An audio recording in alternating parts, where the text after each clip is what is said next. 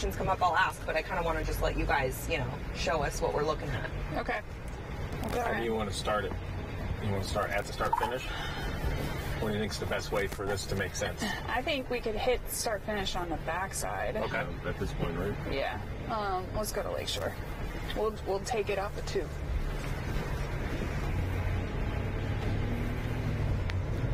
It's exciting to be here because I've got all my tours virtually. So I finally get to see what... Love it. I'm comparing the virtual to the reality of it all. Awesome. That's really the whole reason to be here is to get an idea of size and space and kind of everything. Mm-hmm. Obviously on such a gorgeous Chicago day too. Oh, you know? I'm telling you, this is as beautiful as it gets. Peak Chicago summer. So this will be hauler parking. Right.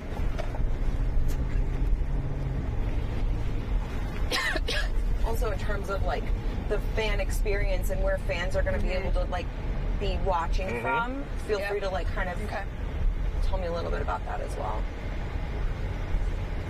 Well, we just walked the fountain area and it's as beautiful as it looks in pictures. Yeah. So I think that's going to be amazing. It is. That's where all the fan activations will be, food and beverages, huge merchandise location. Really be the center hub for the events. I think that's what makes it so special, right? Is you know, when sports can find their way out of their normal arena into you know, areas that normal people spend every day, or famous landmarks, it just makes it so much more special. Yes. And I will tell you that, you know, when you take a vehicle out of the arena, it's going to be, everything's going to be more dynamic, faster, more impressive, more speed. So this is the right, correct? So this will be the right. They're coming this turn 2 onto Lakeshore southbound lanes. So when I look at the layout of the track, without a doubt, the highest speed area is going to be here along Lakeshore. You know, turn 2 is a relatively basic 90-degree corner. It should be, you know, easy to set up for what this will be a full straightaway for these cars. So even this slight bend of Lakeshore, why people will consider that a corner, and it's listed as turn 3, these guys will run it at wide open throttle. So I would imagine max speed of the entire event will be here, which will make this a great action spot, really, because it's going to have a lot of braking into a right turn. This turn 4, I think, is, I'm going to call it the trickiest for the competitors. I think for the drivers, this will be the most difficult because at the highest speeds, visibility becomes the most difficult. And at a street course, you kind of get really contained with walls on both sides. You got to remember, you used to run in places like Daytona and Talladega where your just overall view can be literally a quarter or a half mile. And here, you know, they're only about 30 inches off the ground at eye level. So it doesn't affect anything until you get to a really high speed. You have to be super precise.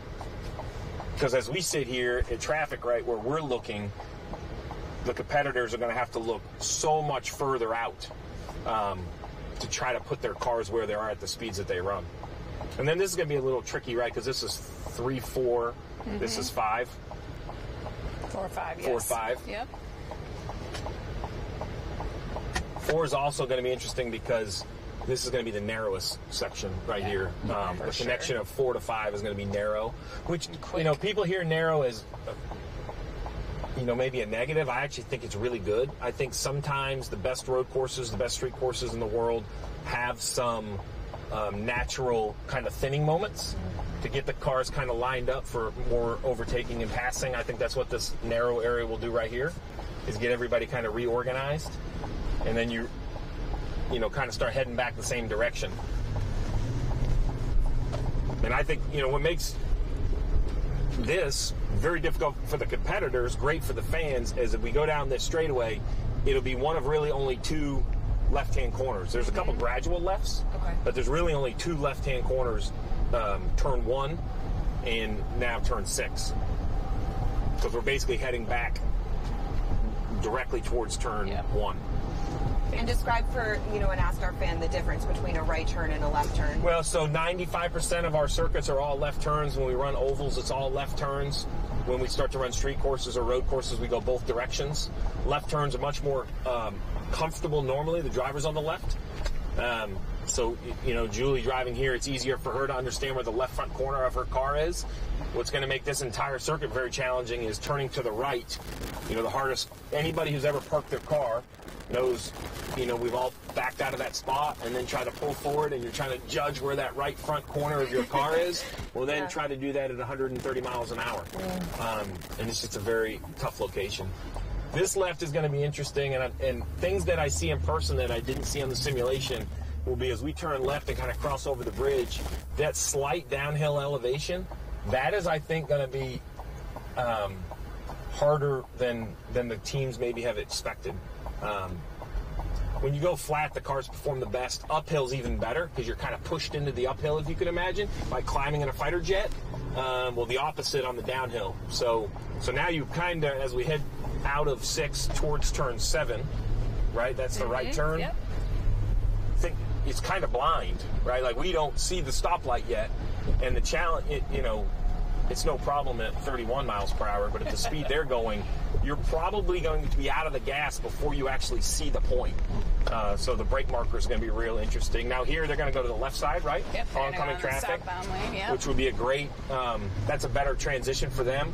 This is an area that I really wish I could predict, and I can't. So from the left-hand lanes, a gradual right, which is probably going to be slower than you would think.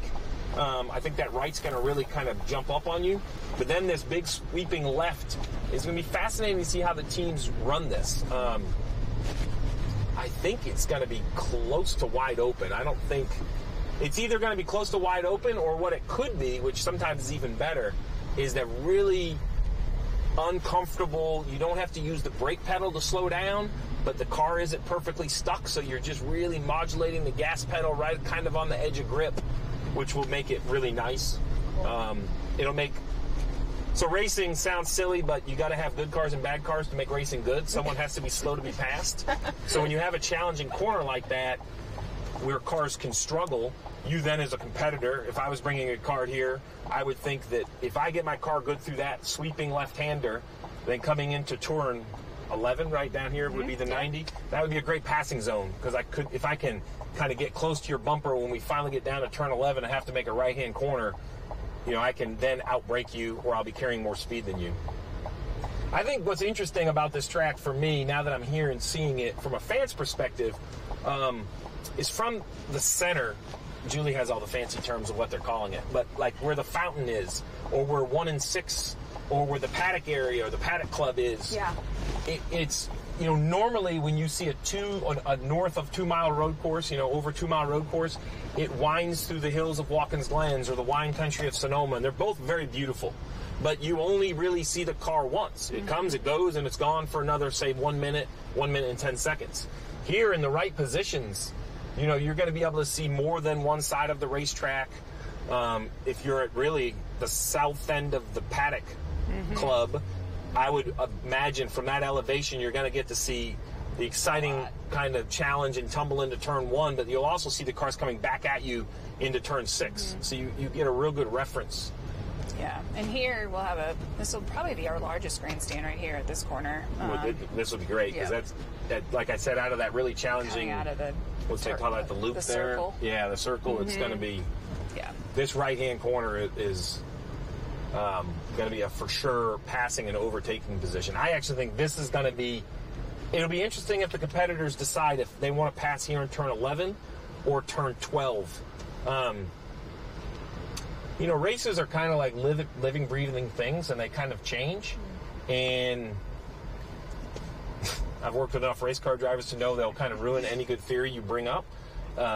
So only those competitors will know which one is a better chance to overtake or pass.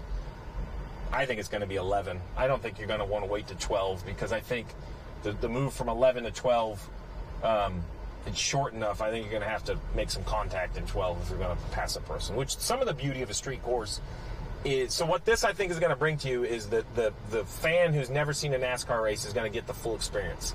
They're going to get the full high-speed, breathtaking, just overall performance of a car down Lakeside. What's that, Shore? Lake Shore? So down Lake Shore, they're going to get 100 and probably 25, 30, 40 miles per hour plus down Lakeshore. And then you can just come to the other end and you're going to be able to see how nimble these big heavy cars can be, how full contact they are, which is really, really fun to watch. They really do kind of push and shove each other around. The misconception is that these race car drivers are kind of using their cars as hammers, and the truth is they're really using them as a scalpel. Like, they use these big, heavy machines, and they are precise. When they talk about hitting their marks or driving the corner correctly, they are within inches. We're not even feet. It's gonna be with inches. Like this right-hand corner, right? You would be all the way left, so you're gonna try to make the corner as round as you can. And this point on the inside, there'll be barriers here, and you're gonna want the right side of your car basically right against that barrier, and there won't be room for a trash can. There won't be room for a shoebox between the cars and the barrier. It's going to have a very different look when the barriers are up. Yes, it is. Right. I think it's going to be better for the fan, though, when the barriers come up, because I can visualize it, but I've been in racing for 30 years. I think for the casual fan, the barrier really gives you an idea. Yes. And then obviously, Julie, like from a beauty standpoint, right? Like just the kind of the aerials and all the kind of views in the city and the skyline, like you really just couldn't ask for a more stunning spectacle. Oh my goodness, absolutely. I mean, the location's absolutely perfect, and I think, today, perfect summer day, and be able to see, the park looks so different in the summertime. Everything's green and beautiful, and I think it's just going to continue to evolve, and I can't think of a better location to be doing this at. So now we're coming up front stretch. Pit road on the right-hand side. Oh yeah, pit road on the right side, and then start finish line. Start finish right here. Cool. And I think that's it. If you are sitting anywhere near the front straightaway, and selfishly for the fans watching on NBC, there won't be a more captivating camera shot in all of NASCAR than a NASCAR vehicle coming down this straightaway with the Chicago city skyline in the background. It won't be matched. There's no chance that any of our very gorgeous racetracks all across the country, we've seen all those shots. This will be literally once in a lifetime for 48 hours. Then it all gets broken down and disappears again. Well, and this corner, too, is really interesting to me because you're going to have, really, you've got the left-hand turn onto Balbo, but then coming back up, Right. So this is the intersection of turn 1 and turn 6. Yep. Got it. And turn 1, this is going to be the action spot.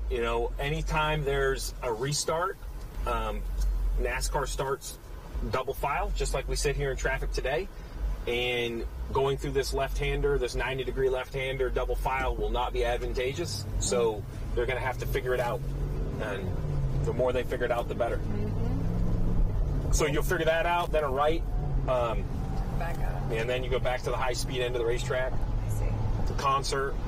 Yeah, the area down here will be our general admission area where all of the concerts will take place on Saturday and Sunday. And what's great about that GA ticket is it allows you to really walk around and look at the course from different vantage points. You can certainly do that with any of the hospitality packages as well.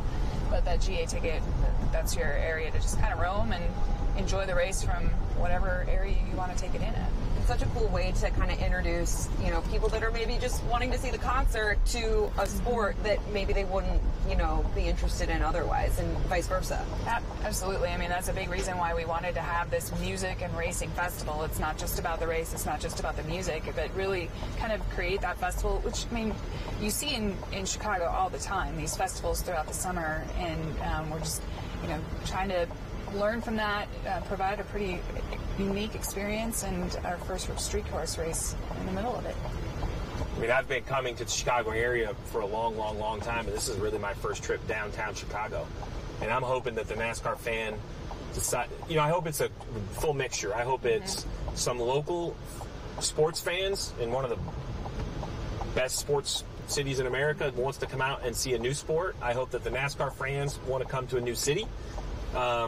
And then I'm sure there'll be some people that come for more of that festival feel with the music. And I think that's all great. I think the star is absolutely going to be the circuit and the race, but that doesn't mean it has to be the only show. Okay. And I think, when I look at what a weekend full of entertainment looks like, I think it would be easier for me to convince my family or my wife to come and say, we're going to watch 2 races and some concerts and walk around downtown and eat some great food. And there's just a lot of great things to do. Yeah.